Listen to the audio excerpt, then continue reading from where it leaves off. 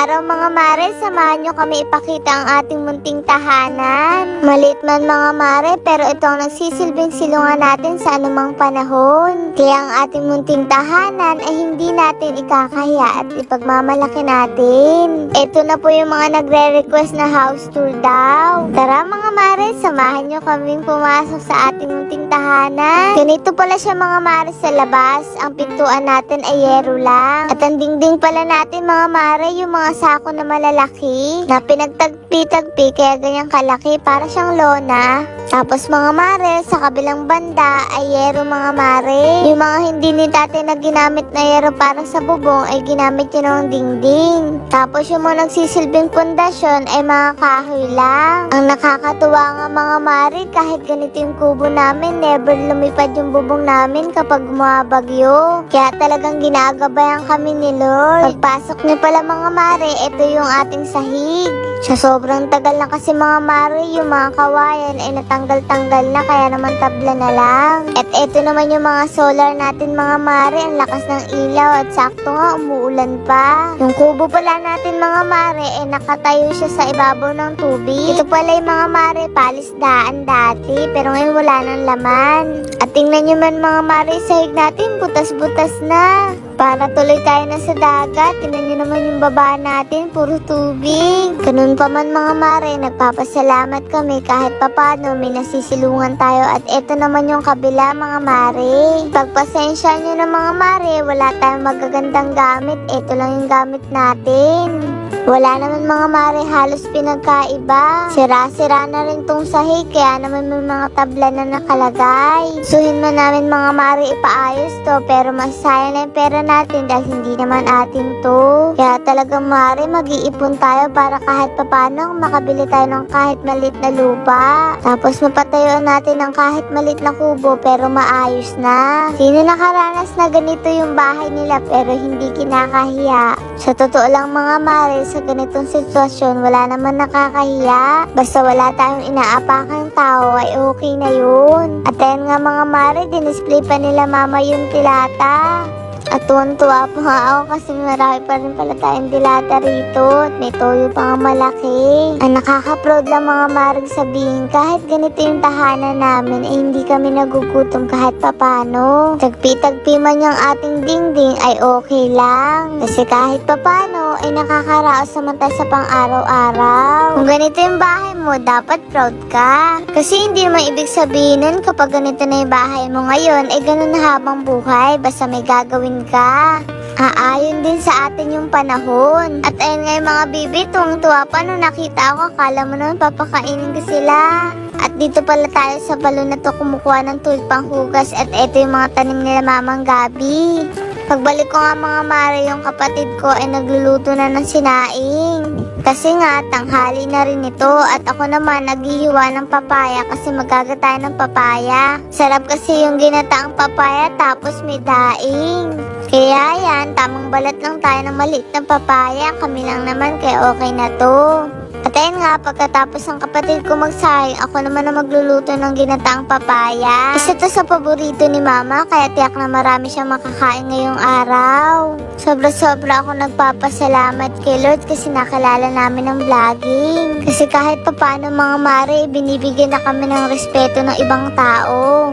Dati kasi mga mare, harap-harapan kami binabastos. Yung tipong kulang na lang itapat sa'yo yung panghusga nila. Kaya rin ba mga mare, naranasan nyo yung porket nasa gitna kayo ng bukid o kaya naman bundok ay puro panalait yung natatanggap nyo? Yung tipong pag-uwi nyo ng galing eskwelahan ay uwi na lang kayo ng umiiyak. Bakit kami mga ganun tao? Nakadepende yung respeto nila kung ano yung estado mo dito sa lipunan. Sana kapag mangre-respeto tayo ng mga tao, dapat lahat. Wala dapat tayong pinipili, mayaman man o mahirap.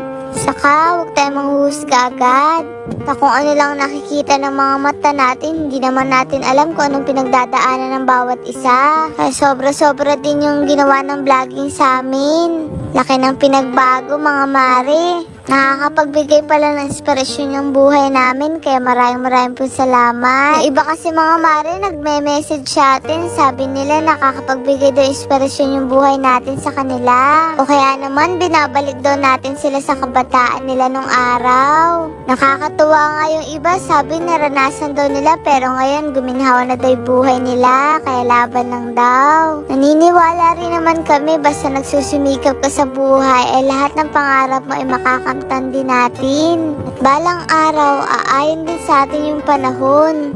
Tayo naman magtatagumpay sa buhay, kaya tiwala lang at lumaban. At ayan na nga mga mare, tapos na tayo magluto. At ayan, nilagay ko na yung kanin at kakain na tayo ng pananghalian. At ang sarap mga mare ng ating pananghalian. Tingnan nyo naman, ginataang papaya na may daing. At ayan na nga, nagsandok na si mama. Tatlo lang pala tayo mga mare kakain dahil si tatay naman daw pa. Nauna na kami kumain mga mare kasi si mama kailangan pa uminom ng gamot. At ayan nga mga mare, may pa-juice pa tayo.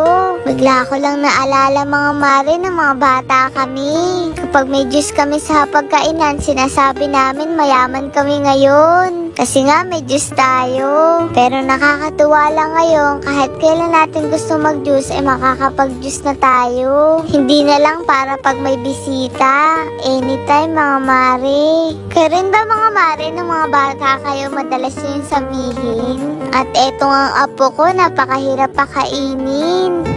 Dami kasi niyang kinain kanina bago mananghalian, kaya naman busog na busog pa. Nagsabi mga mare sa amin na hindi nila akalain na darating kami sa punto na ganito. Tipong kahit pa paano may nakakilala na sa atin. Sino ba naman kasi talagang mag-aakala sa mga buhay ng bawat isa sa atin? Dahil hindi naman natin nakikita yung hinaharap ng bawat isa. Kaya dapat huwag tayong mangusga. Sabi nga, ang mundo ay bilog. Hindi lahat ng nasa itaas ay palagi nasa taas at hindi lahat na nasa baba ay palaging nasa baba. Isa yun mga mare sa pinanghahawakan namin. Na hindi habang buhay ay ganito yung pamumuhay natin. Nakakatuwa lang kasi mga mare, dati kami nilalait, ngayon inspirasyon na kami sa ibang tao ngayon. Ang buhay nga naman, punong-puno ng sorpresa kahit gaano may plano yung buhay mo. Kain pala tayo mga mare. Sabayan nyo na kaming kumain.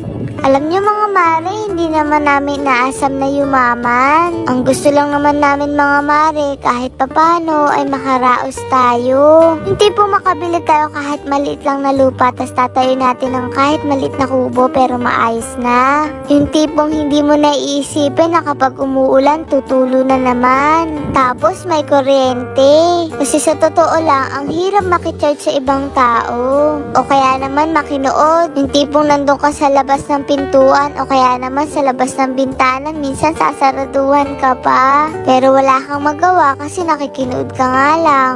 At ayan nga mga mare, napakalakas ng hangin ngayon. Ang lakas pa ng ulan.